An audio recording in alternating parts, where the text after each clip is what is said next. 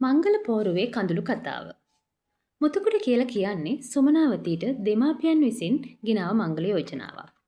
යෝජනාවෙන් පස්සේ දෙදෙනා අතර සම්බන්ධතාවයක් ඇති වුණා. ගිවිසකත් දිනේ විවාහය දැනුම් දුන්නා. ඒ වගේම විවාහය සඳහා ගෙවිය යුතු දෑවැද්ද රුපියල් 5000ක මුදල සුමනාවතීගේ දෙමාපියන් විසින් මුතුකුඩට ලබා දුන්නා.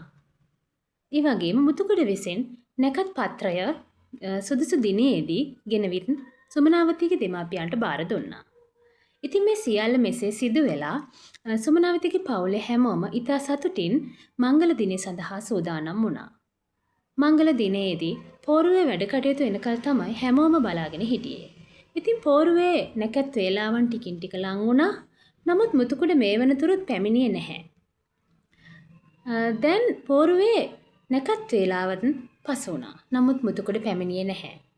ඉතින් සුමනාවතී හැඬුවා වැළපුණා. දුක්මුසු මුහුණින් සිටියා. ඥාතීන්ද තැන් තැන්වල විවිධ කතාබස්වල දුක්මුසු මුහුණින් සිටියා.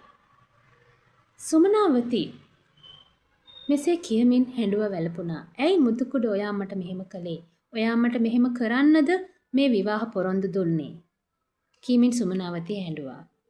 මංගල දිනයේ තිබූ සැරසිලි පෝරුව ඒ වගේම කෑම බීම සියලුම සූදානම් වීම මේ හැම දෙයකම නිහඬ බවක් පෙනෙන්න තිබුණා.